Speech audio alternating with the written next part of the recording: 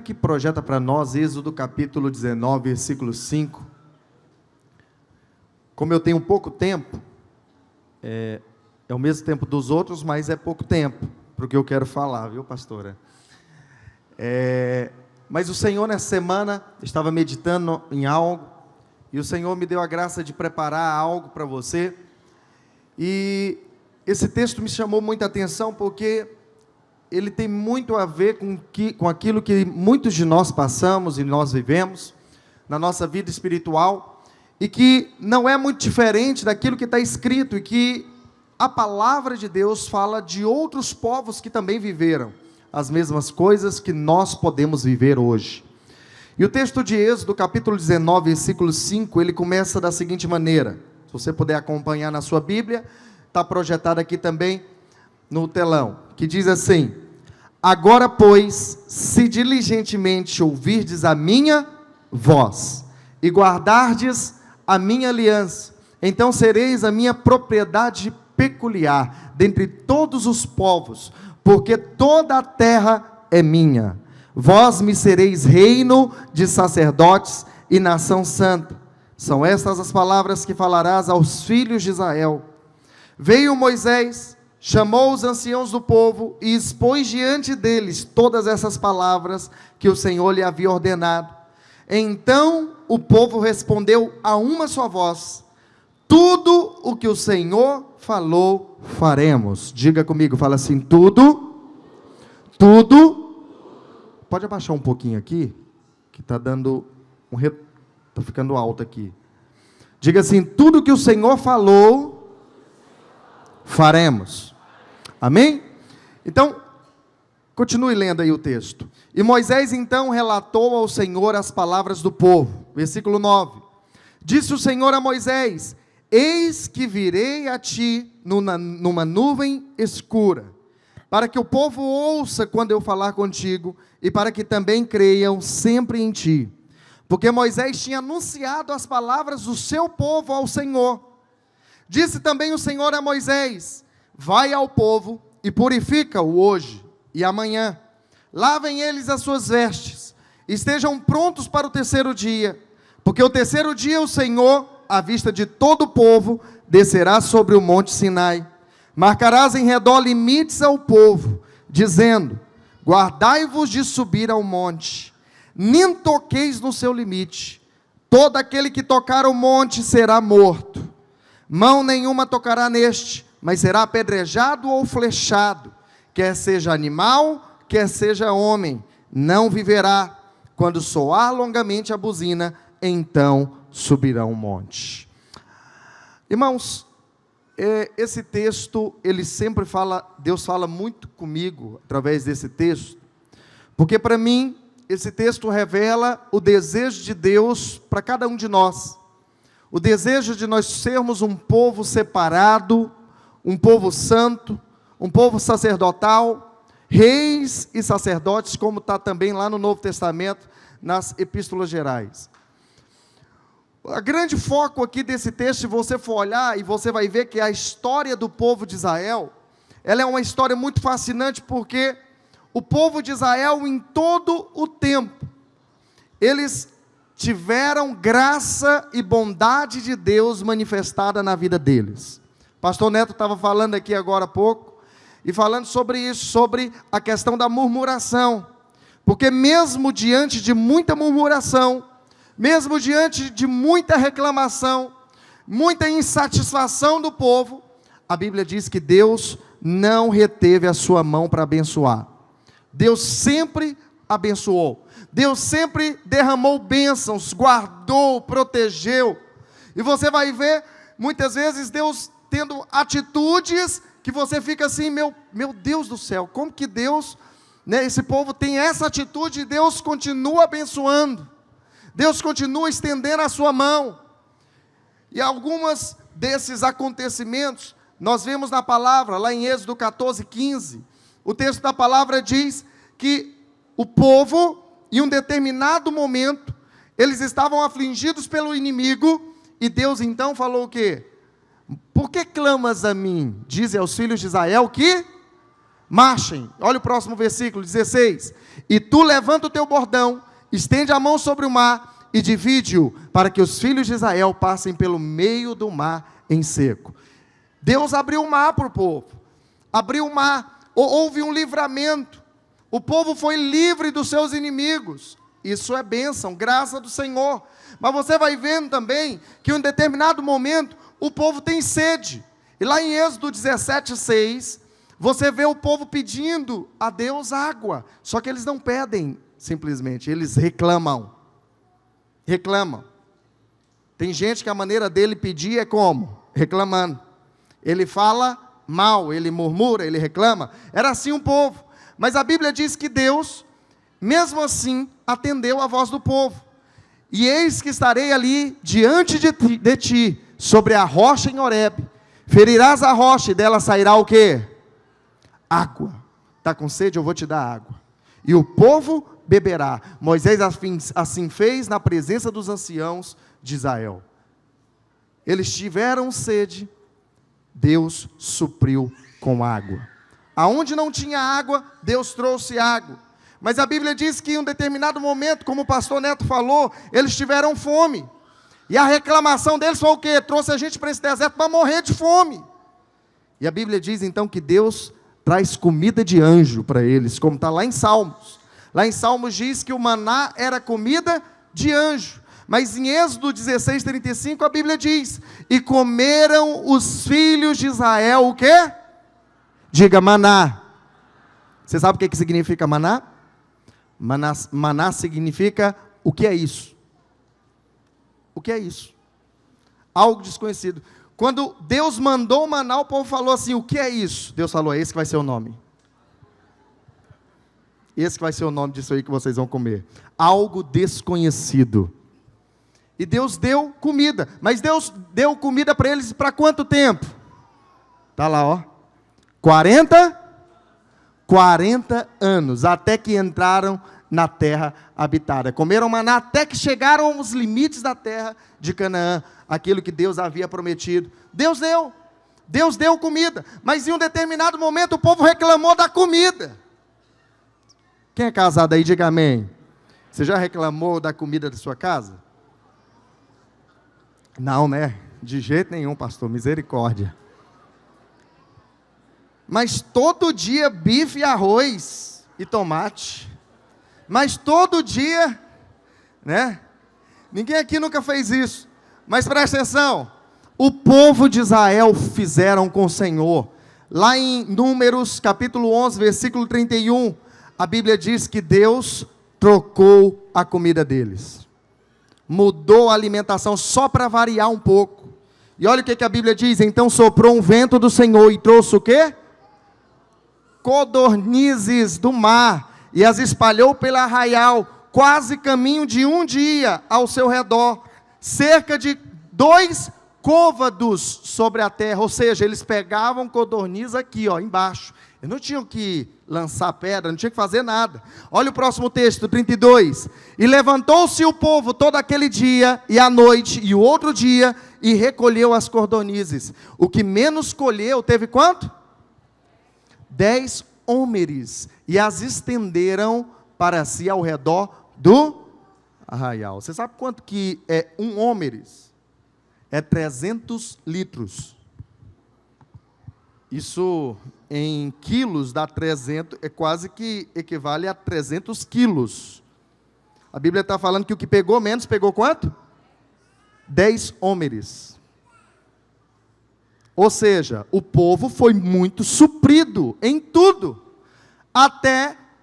Então, isso significa o quê?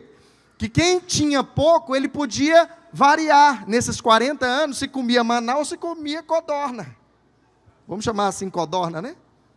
Fica mais fácil para nós, porque eu não sei o que é codorniz. Eu acho que deve ser algo parecido. Mas preste atenção. O que você tem que entender é que o Senhor supria em cada uma das necessidades. Diga para quem está do seu lado, Deus supre você em cada uma das tuas necessidades. Mas lá em Êxodo capítulo 15, versículo 25, A Bíblia diz que o povo chegou diante de um rio, um oásis no deserto, maravilhoso. Mas chegou lá, a água era amarga. A água, ela não era potável. E então o povo começa a reclamar. E o povo reclama de novo, nós vamos morrer de sede. Então, a Bíblia diz que Moisés clamou ao Senhor, e o Senhor lhe mostrou uma árvore, lançou a Moisés nas águas, e as águas se tornaram o quê? Águas doces. E deu-lhes ali estatutos e uma ordenação, e ali os provou.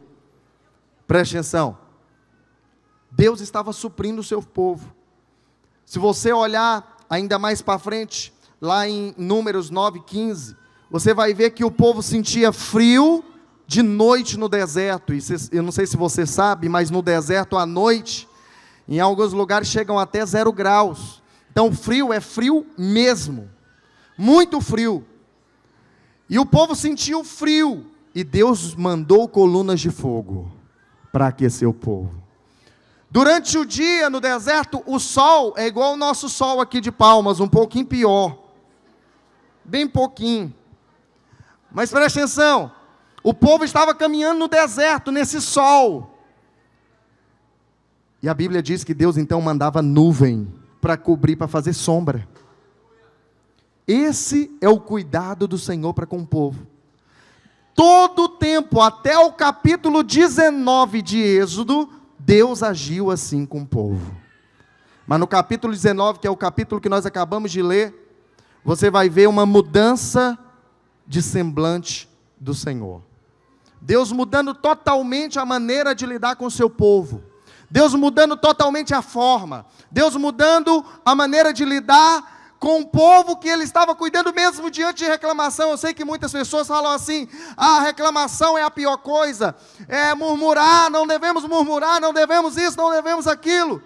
E nós achamos que isso é o pior, mas para Deus não. Para Deus existem coisas que são piores do que a reclamação. Então pergunta para o irmão que está do seu lado e fala assim: você reclama muito? Tem alguém que reclama muito aí perto de você?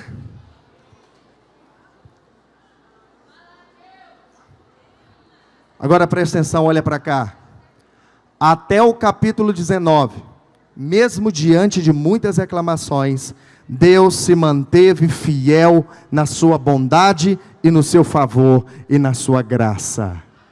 Deus abençoou o povo em tudo que eles pediram, em tudo que eles reclamaram. Mas aqui no capítulo 19, no versículo 8, nós vemos uma frase que o povo libera, uma resposta do povo para com Deus, que muda totalmente o ambiente. E no versículo 8 nós vemos assim, também, Êxodo capítulo 19, versículo 8.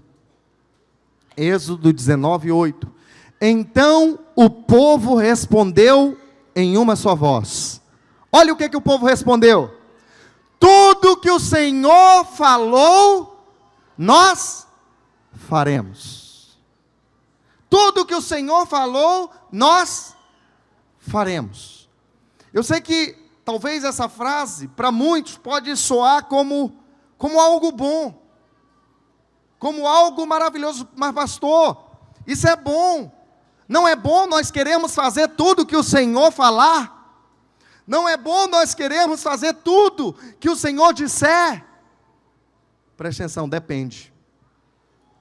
Depende. Isso para Deus, essa frase para Deus, ela foi pior do que a reclamação. Na ótica de Deus, essa frase aqui, ela não foi uma frase boa. Não foi uma boa resposta. Por quê? Porque no versículo 9, olha o que o Senhor diz. A Bíblia diz o seguinte: e disse o Senhor então a Moisés: eis que virei a ti numa nuvem escura. Primeiro, a nuvem mudou de cor. O ambiente mudou. Eu vou vir agora na nuvem escura. Eu não vou lidar com vocês do jeito que eu estava lidando mais. Eu vou vir numa nuvem escura, para que o povo ouça quando eu falar contigo, Moisés, porque agora eu vou falar só contigo. Para que eles também creiam sempre em ti. Por quê? Por que Deus começou a agir assim? Por que Deus, então, ele agora quer aparecer numa nuvem escura? O texto diz: porque Moisés tinha o quê? Anunciado as palavras do seu povo ao Senhor.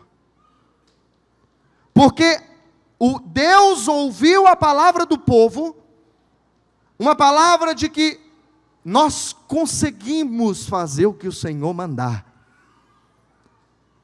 Em outras palavras, eles estavam falando o quê? Nós conseguimos ser, como diz lá no versículo 5, o povo santo. Nós não precisamos do Senhor, nós conseguimos ser.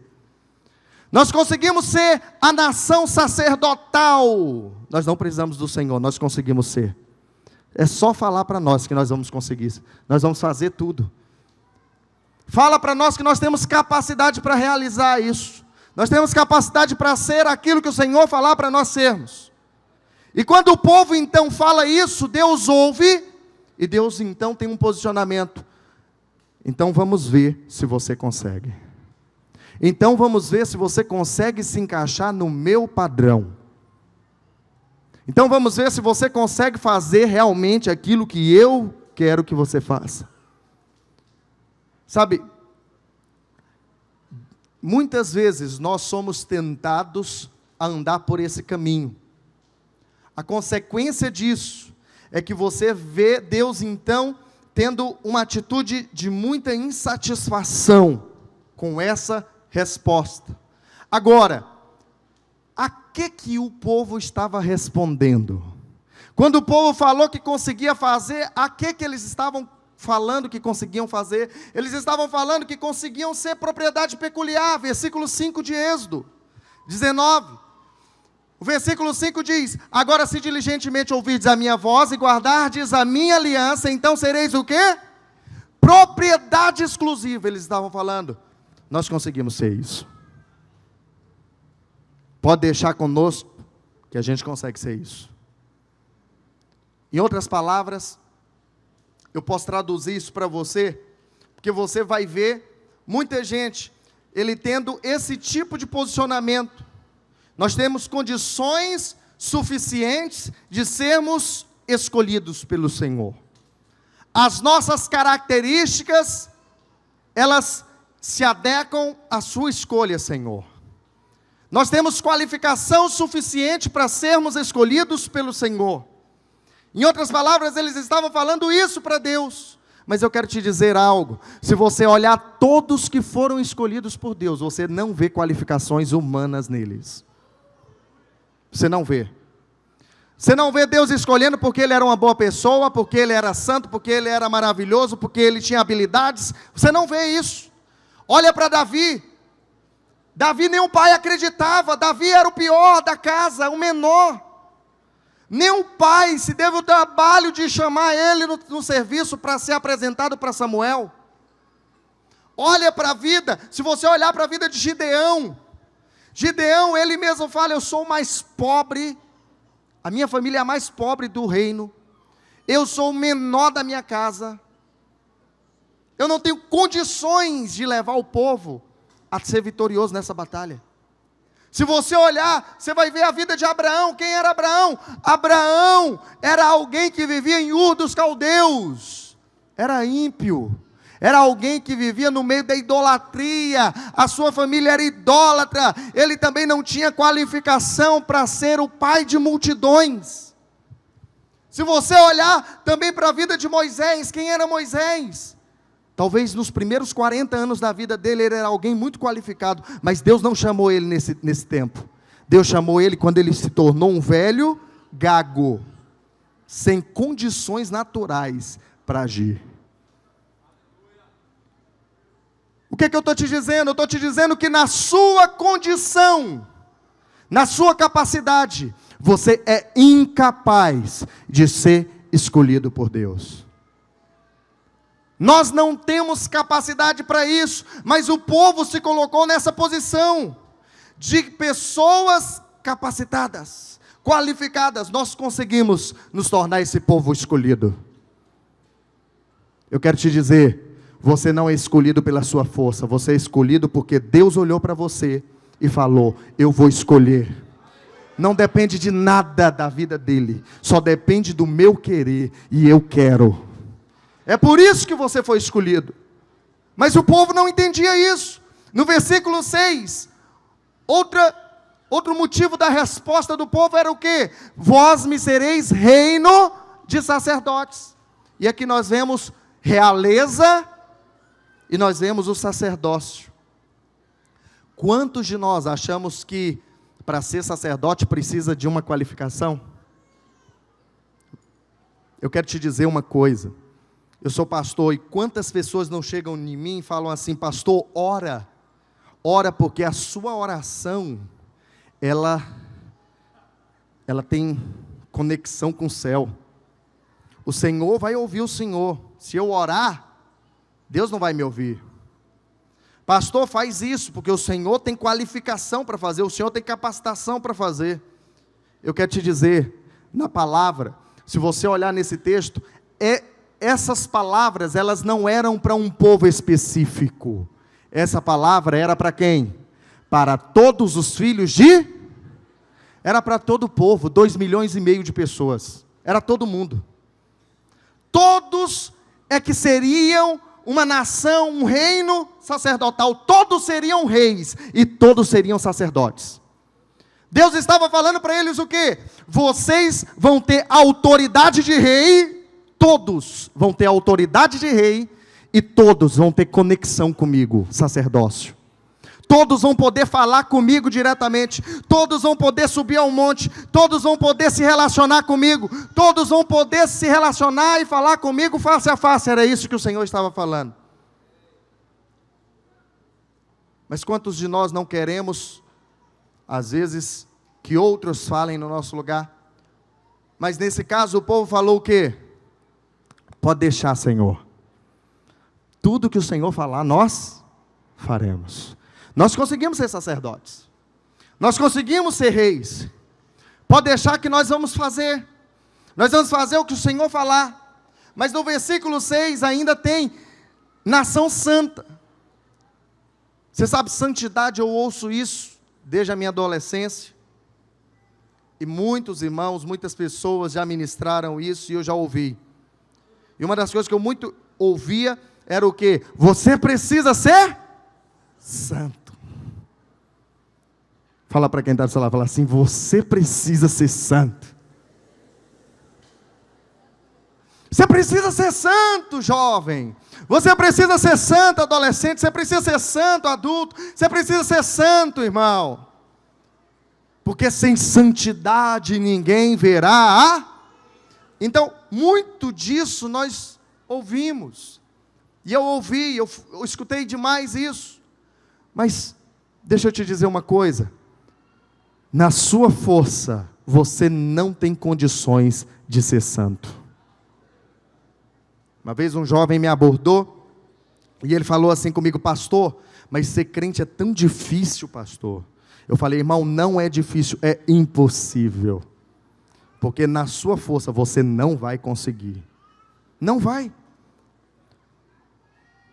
Quando o povo se posiciona, tudo que o Senhor falou, nós vamos fazer, Deus entristece, Deus muda o semblante. Por quê? Porque Deus logo soube, Deus sabia que eles não conseguiriam ser.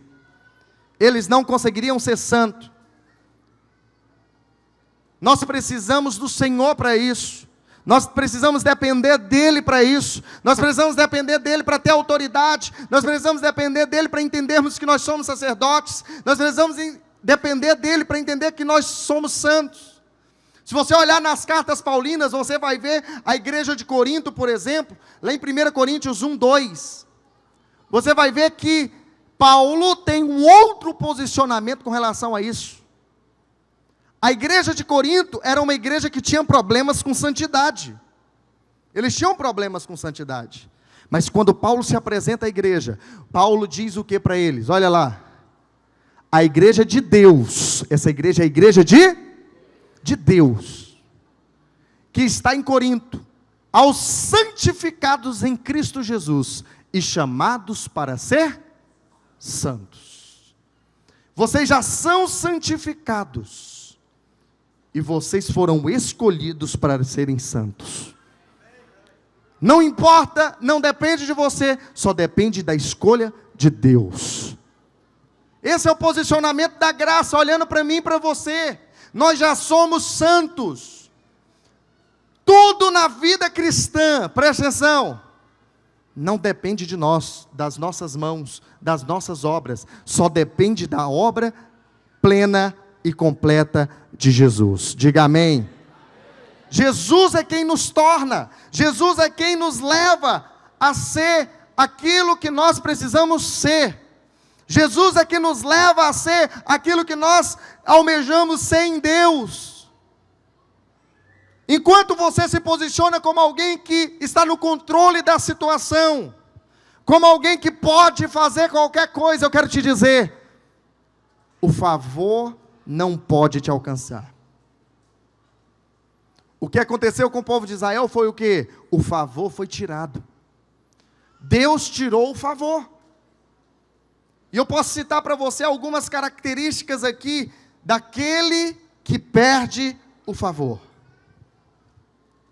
Aquele que perde o favor, aquele quando nós passamos a viver sem o favor de Deus, nós então passamos a querer mediadores entre Deus e nós. Então lá em Êxodo capítulo 20, versículo 19, a palavra de Deus diz que depois que Deus então se posiciona e muda o semblante, a Bíblia diz que imediatamente o povo diz a Moisés o quê? Fala-nos tu e te ouviremos. Porém, não fale Deus conosco para que não morramos. Quando você está sem o favor, a primeira coisa que você quer é o quê? Um mediador. Então você busca no pastor, você busca no líder de célula, você busca na irmãzinha do sapato de fogo, que ora intensamente, e você sai procurando pessoas que na sua cabeça estão mais próximas de Deus, porque você não está. Você está sendo até honesto, mas Deus não vai me ouvir. Mas não é porque Deus não quer te ouvir, é porque você está querendo fazer na sua força. E quando você chega diante de Deus, na sua identidade, essa identidade ela não serve para Deus. Mas quando você chega diante de Deus, na identidade de Cristo, você é favorecido pelo Senhor. Você é favorecido. Então, eu devo chegar diante de Deus como pastor? Você deve chegar diante de Deus e falando, Senhor, eu sei que em mim mesmo não tenho nenhuma capacidade, mas Jesus tem. Jesus tem tudo. Jesus cumpriu tudo. E nele, eu posso. Nele, eu posso vencer essa situação. Nele, eu posso vencer esse conflito. Nele, eu posso vencer nessa área. Por quê? Porque Jesus tem autoridade. Nós dependemos de Jesus. Agora, em um momento ou outro, nós temos preocupações. Ai meu Deus do céu, surgiu uma situação aqui de alguém que ficou possessa. Eu preciso ligar para alguém que está capacitado. Mas eu quero te dizer, a capacitação não está em pessoas, a capacitação está no nome de Jesus. A minha prima me ligou semana passada e ela estava aqui com a gente, e aí ela falou assim, pastor, surgiu uma situação aqui de uma criança, ela mudou de cidade, aí ela falando, surgiu uma situação de uma criança que está possessa, e é nítido que essa criança está possessa. Só que eu já conversei com 3 pastores, com o pessoal aqui da igreja, e o pessoal fala, não, eu preciso me preparar, eu preciso ir lá me preparar, eu preciso jejuar, eu preciso me preparar para ir lá orar. E isso já tem um bom tempo que a criança está nessa situação e ninguém vai lá. E aí ela me fez a pergunta, eu preciso realmente me preparar ou eu expulso na autoridade do nome de Jesus? E eu falei para ela, você expulsa na autoridade do nome de Jesus. Você pode ir lá. Pastor, mas e o jejum? A Bíblia não diz que existem castas que só saem com jejum.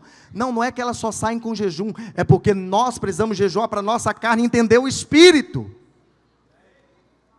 E aí, uma vez que eu entendo o Espírito, eu entendo a autoridade que há sobre a minha vida. Então eu vou com confiança expulsar. É por isso que eu faço jejum.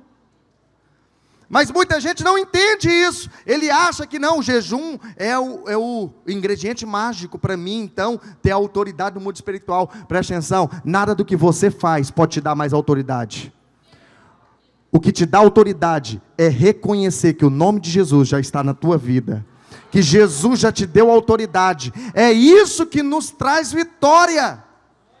É isso que nos leva a vencer. É isso que nos leva a expulsar o demônio. É isso que nos leva a curar o enfermo. Orar com o enfermo e ele ser curado. É a autoridade do nome de Jesus. Você não precisa de pessoas para estar entre você e Deus. Arranca essa mentalidade da sua cabeça. Lá em 1 Timóteo capítulo 2, versículo 5. A palavra de Deus diz assim. 1 Timóteo 2, 5.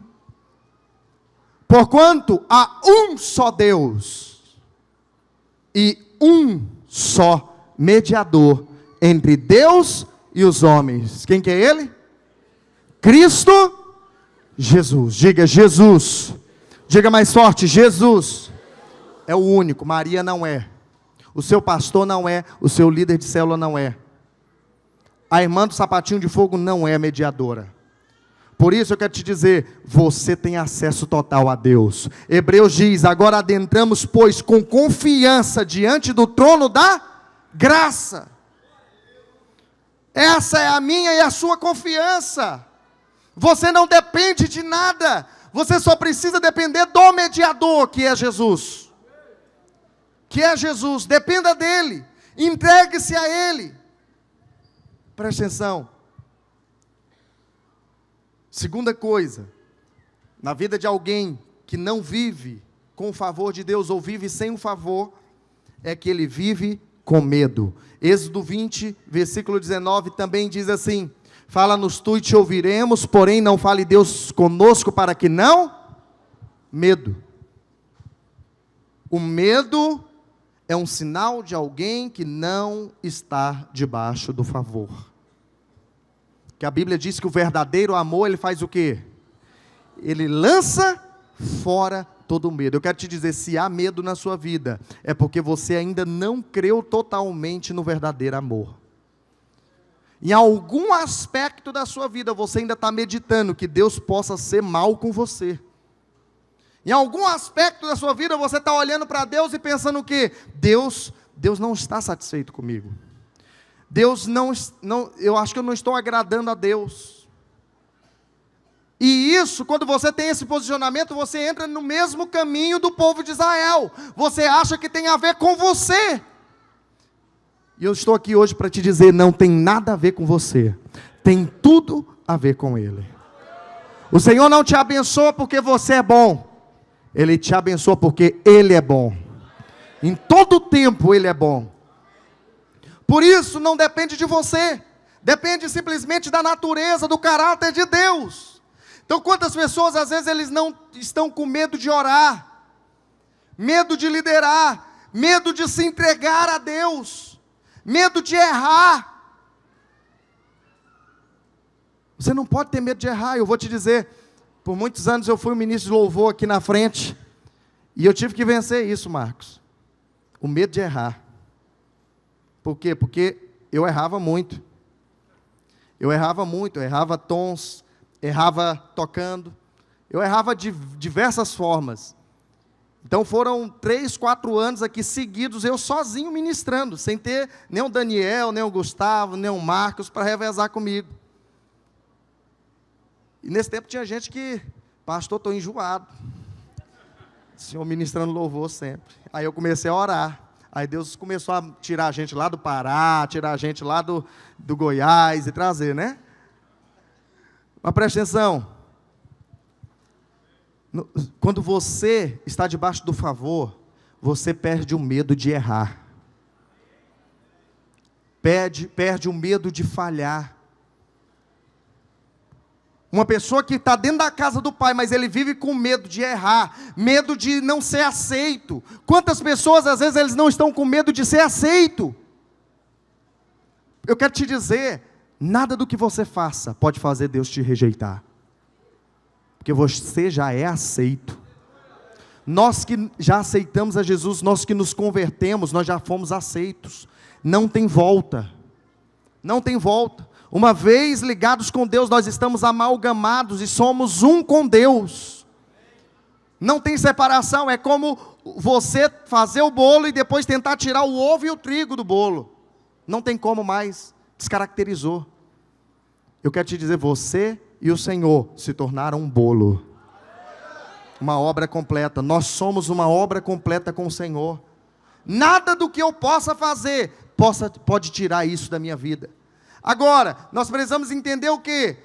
Quando tudo está nas minhas mãos, como o povo de Israel falou, quando eu dependo de mim, quando eu dependo do que eu faço, então eu quero te dizer, a chance de errar e de falhar, e de não dar certo, e de não ser abençoado, ela triplica. Por isso você tem que ter qual posicionamento na sua vida? O posicionamento que você tem que ter na sua vida é o quê? É que você não depende de você mesmo. Pastor, eu quero resolver determinada situação na minha vida. E você então vai lá, faz um curso de especialização, você faz isso, faz aquilo outro, pega um empréstimo e depende tudo daquilo que você pode fazer. Mas a Bíblia diz lá em Salmo 127, versículo 1, a Bíblia diz o quê? Olha o que a Bíblia diz: se o Senhor não edificar a casa, não vale de nada o que você está fazendo. Se o Senhor não fizer, em vão trabalham os que estão edificando. E se o Senhor não guardar, em vão está vigiando. Não adianta buscar recursos, não adianta se proteger, não adianta ter poupança, porque se o Senhor não estiver no negócio, eu quero te dizer, está perdido, vai dar errado. O versículo 2 ainda continua dizendo o seguinte: inútil vai ser você levantar de madrugada para trabalhar, inútil vai ser você repousar tarde da noite, comer o pão que penosamente você trabalhou, porque o Senhor dá aos seus amados enquanto eles dormem, descansam. Essa é a graça do Senhor. A graça do Senhor é isso, esse é o favor. Não tem nada a ver com você, não tem nada a ver com as obras das suas mãos, filho. O medo, ele é um resultado, muitas vezes ele gera um resultado em nós, de uma perspectiva errada de Deus. Então, se você olhar lá em Gênesis 27, versículo 12, você vai ver uma situação onde Jacó, ele estava com um problema, porque ele achava que Deus ia amaldiçoar ele, por causa daquilo que ele iria fazer ainda. E a Bíblia diz assim: dá-se ao acaso de meu pai me apalpar, e passarei os seus olhos por zombador, assim trarei sobre mim o quê? Maldição e não bênção. Muitos de nós estamos olhando para o Senhor, e estamos olhando nessa ótica: se eu errar, eu vou ter maldição, eu não quero maldição. Se você olhar no texto seguinte, você vai ver que a mãe de Jacó, ela então fala: filho, caia sobre mim essa maldição, vai lá e faz o que eu estou te falando para fazer, que essa maldição caia sobre mim. Uma perspectiva errada de Deus, e a Bíblia diz que ele vai. E lá em Gênesis 27, 32, pode colocar no 32 para mim, a Bíblia diz que Jacó então vai lá, e faz o que a sua mãe está mandando, e na hora que ele chega lá, a Bíblia diz que o seu pai faz uma pergunta para ele. Então Isaac, seu pai, pergunta: quem és tu, meu filho? E o que Jacó responde? O que ele responde? Ele responde o nome dele? Não, ele fala o quê? Eu sou Esaú, o teu filho, o teu primogênito. Por quê? Porque quando nós temos medo, nós passamos a viver uma vida de hipocrisia, uma vida de que não é a nossa identidade real, porque estamos olhando para Deus e achando que Deus vai jogar maldição sobre nós. Então nós passamos a ter um estilo de vida para aparentar, para parecer ser. Mas a Bíblia diz que em um determinado momento, lá em Gênesis 27, e 32, 27, só inverte o capítulo e o versículo. Capítulo 32, versículo 27. A Bíblia diz que Deus também pergunta o nome de Jacó. O pai dele perguntou e ele respondeu: Esaú. Mas Deus perguntou: como te chamas? A mesma pergunta. E Jacó então responde o quê? O meu nome é Jacó. Eu não tenho medo de ser quem eu sou diante de um Deus tão bondoso e abençoador. O que Jacó queria nessa situação? Ele queria a bênção. Ele entendeu que de Deus vinha bênção e não maldição. Ele entendeu que de Deus, ele não tinha que ficar esperando ser amaldiçoado. De Deus ele tinha que esperar ser abençoado. Quando a sua perspectiva muda com relação a Deus, você deixa de ser aquilo que você gostaria de ser e passa a ser quem você realmente é. Porque você não tem o que esconder. Porque Ele te aceitou do jeito que você é. Ele te aceitou com todas as características que você é. E você então não tem medo de errar na frente do Pai. Você se mostra para o Pai. Você fala o seu nome diante do Pai. Foi isso que Jacó fez. Mas se você observar, você vai ver lá em Gênesis 27, 41, que o texto aqui diz que Esaú, ele passou a odiar o seu irmão. E ele então começa a ir atrás. Ele começa a buscar o seu irmão para matá-lo. E olha o que diz a Bíblia. Passou Esaú a odiar a Jacó por causa da bênção com que seu pai o tinha abençoado, e disse consigo: vem os próximos dias de luto por meu pai, então matarei a Jacó, meu irmão. E a Bíblia diz que Jacó então foge com medo de ser morto. Ele não tinha, nesse tempo, ele não tinha entendimento de que Deus queria abençoá-lo. Ele só tinha um entendimento de que Deus queria amaldiçoá-lo, e que o irmão dele seria essa ferramenta. Então ele foge. Mas a Bíblia diz que depois que ele tem um encontro com Deus, o Deus da bondade, da graça, a Bíblia diz, lá em Gênesis, capítulo 33, versículo 10, que Jacó então vai em direção ao seu irmão que queria matá-lo. E olha só o que a Bíblia diz: mas Jacó insistiu: não recuses, se logrei mercê diante de ti, peço-te que aceites o meu presente, porquanto vi o teu rosto como se tivesse contemplado o semblante de Deus, e eu vi que Deus se agradou de mim. Eu estou olhando para você e eu não estou vendo a maldade de Deus mais, eu estou vendo a bondade de Deus nos seus olhos. Eu não consigo mais olhar para você e ver Deus zangado comigo. Eu olho para você e vejo Deus me abençoando. Eu vejo Deus feliz comigo. O semblante de Deus é um semblante alegre. Essa precisa ser a nossa perspectiva com relação ao Senhor.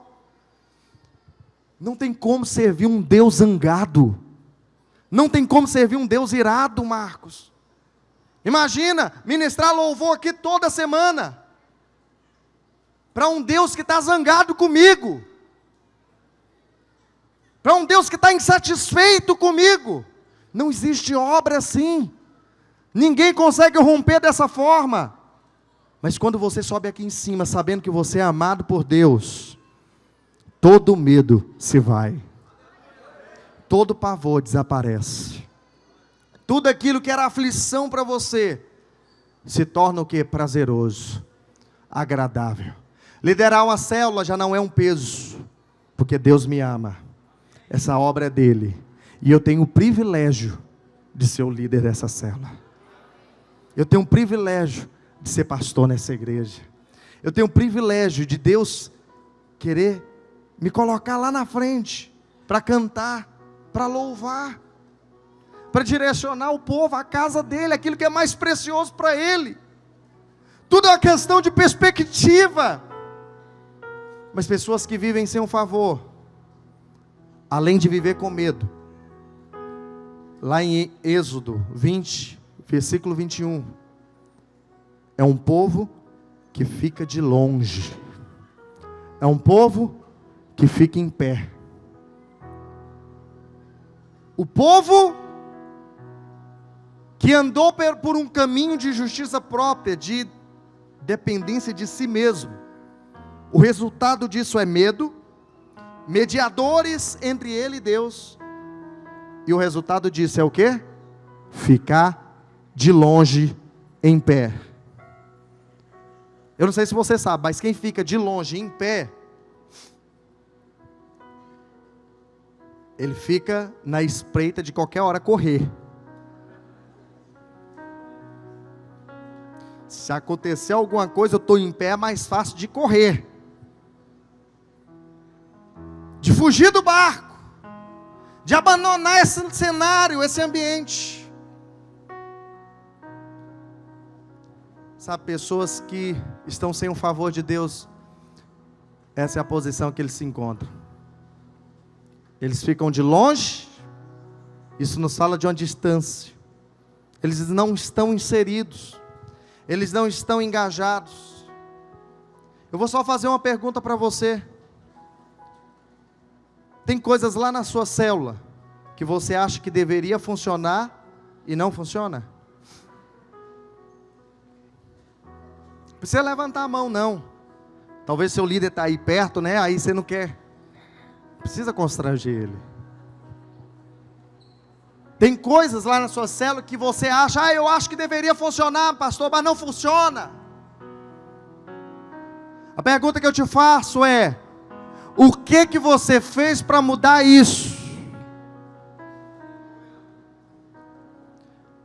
Porque a sua resposta da segunda pergunta que eu fiz vai determinar se você está de longe em pé ou se você está dentro junto.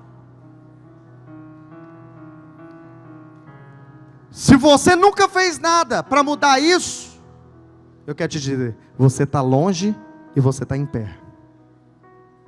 Uma irmã me ligou um dia e ela falou para mim: pastor, na minha célula não tem ceia. E eu aprendi no CTL, pastor, que precisa de ceia na célula. E o meu líder não fez, o antigo líder fazia e o meu atual líder não faz. O que eu faço, pastor? Eu estou errada? Ou é o meu líder que está errado?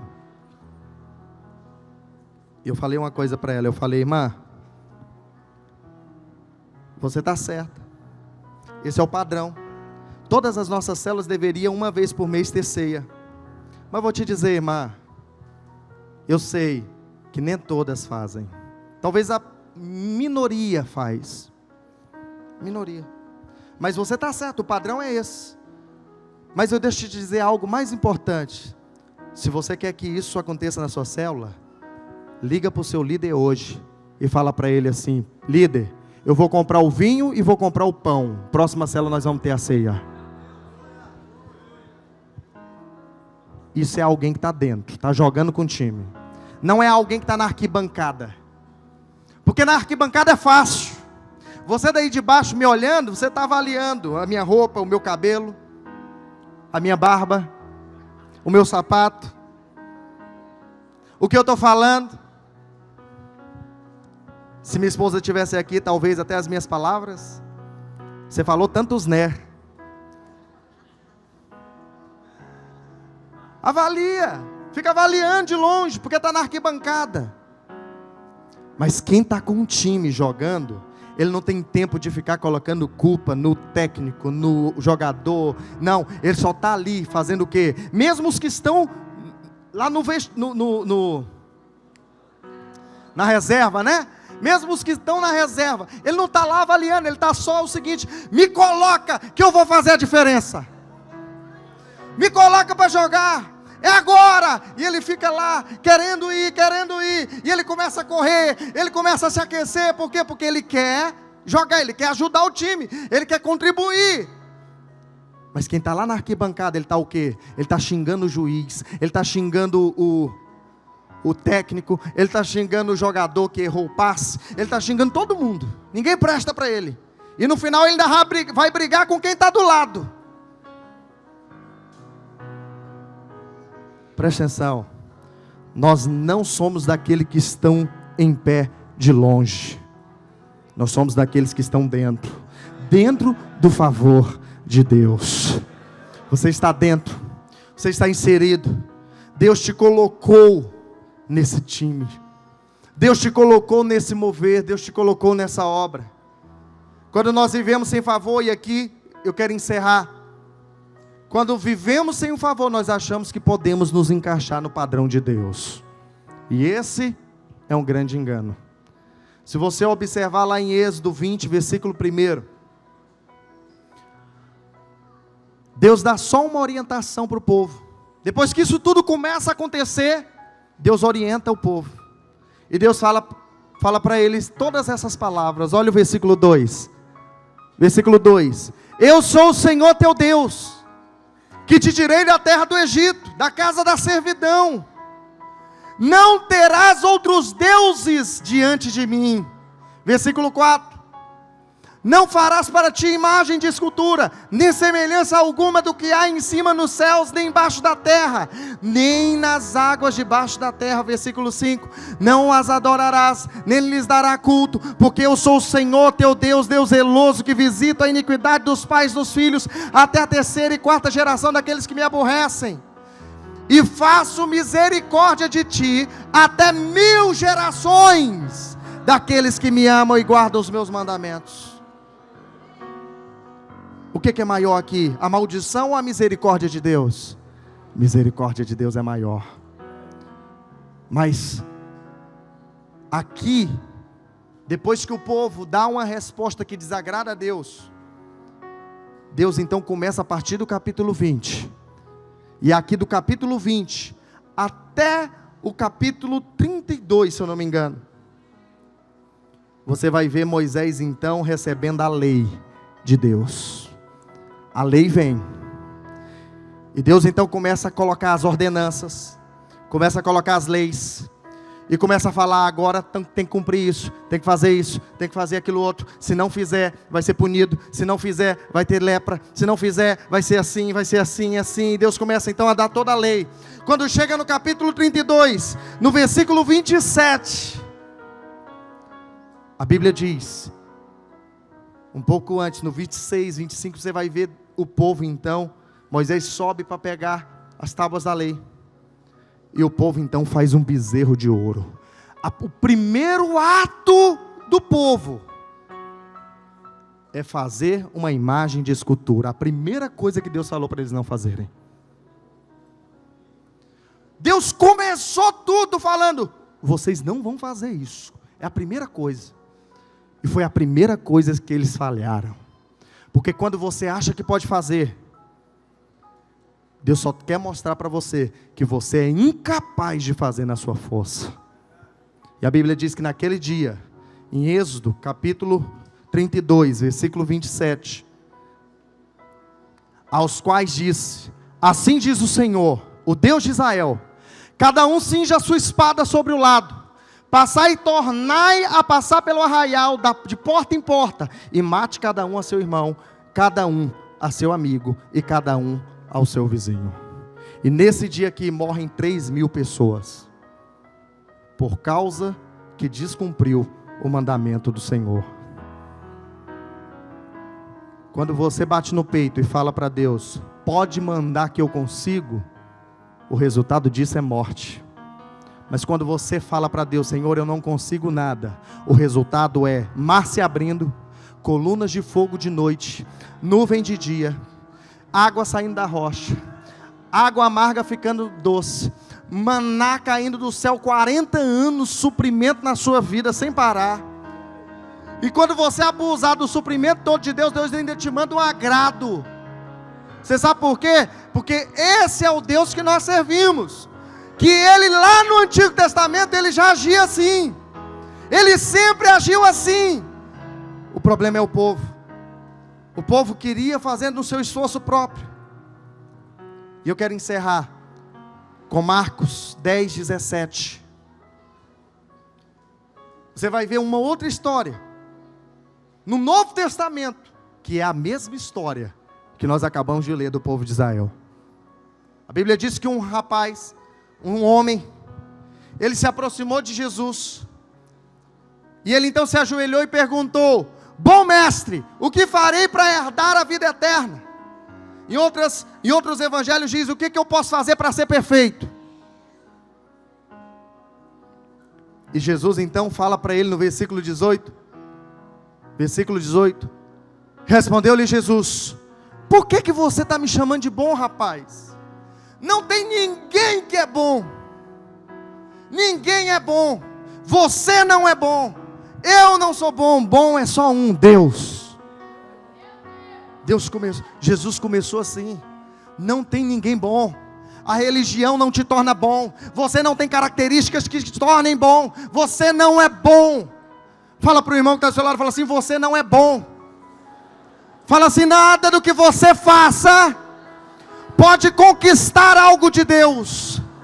Nada do que você faça pode atrair a bênção de Deus. Nada. O que Jesus estava falando para ele era o seguinte: você não tem condições. Não existem condições em você, em ninguém, em ninguém.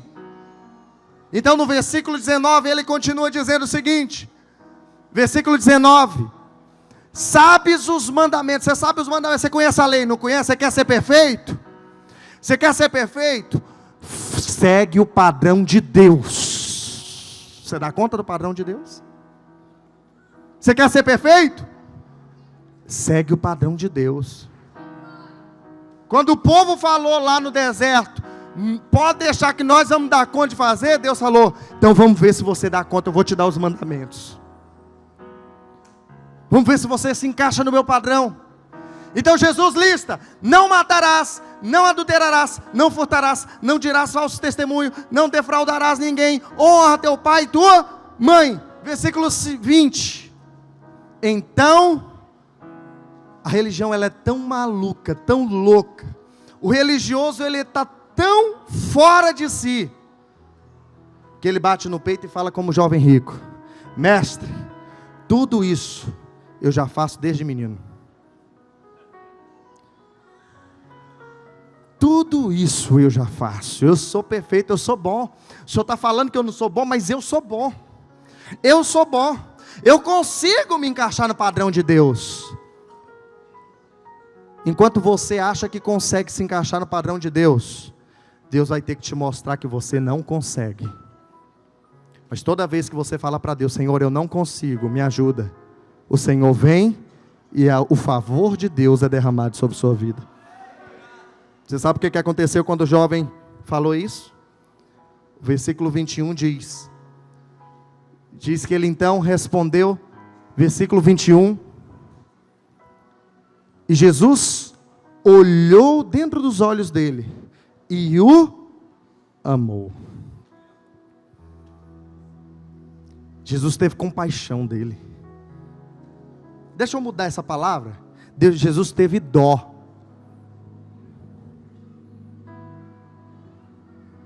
Olhou para ele e falou: coitado, eu vou te testar, filho, agora. Só uma coisa. Rapaz, você é bom mesmo. Só está faltando uma coisa. Uma coisinha. Você é bom, só está faltando uma coisa.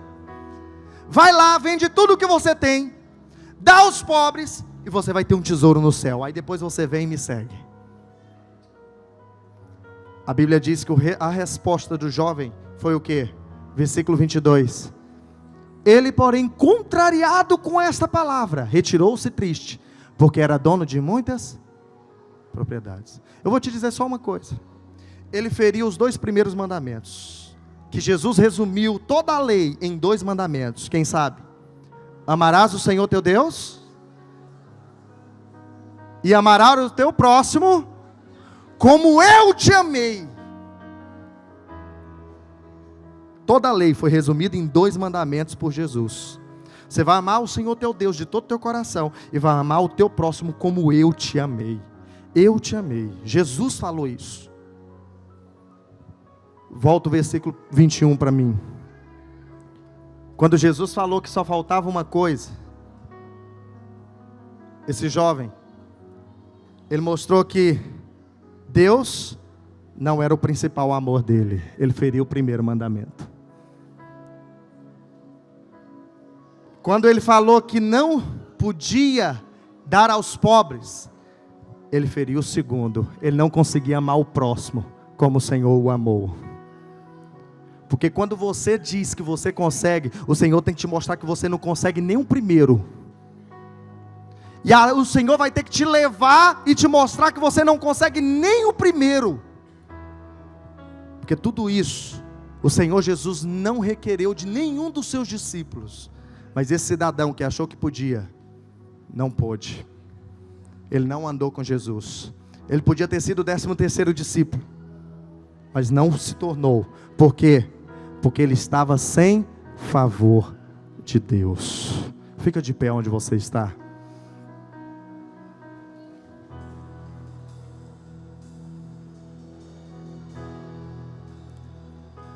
Nesse texto, no versículo 27, eu achei tão interessante esse texto do jovem rico, porque se você olhar o contexto, o Senhor Jesus continua falando de riquezas, continua falando do jovem rico, mas no versículo 27, ele diz assim: Jesus, porém, fitando os olhos nos discípulos, diz: para os homens é impossível. Para os homens é impossível.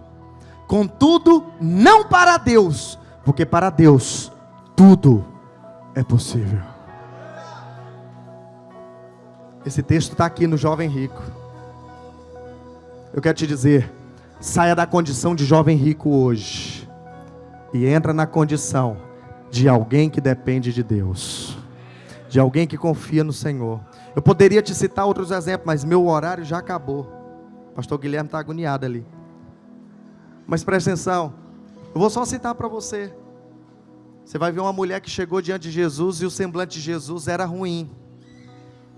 Ela chegou e falou: Senhor, a minha filha está terrivelmente endemoniada. A Bíblia diz que ela nem era judia, ela nem fazia parte do povo da bênção. E ela chegou diante de Jesus e falou: Senhor, liberta minha filha, ela está terrivelmente endemoniada. Jesus olhou para ela e falou o quê? O ambiente não estava favorável para ela. A Bíblia diz que os discípulos mandavam ela sair. Para de incomodar Jesus. Sai de perto de Jesus.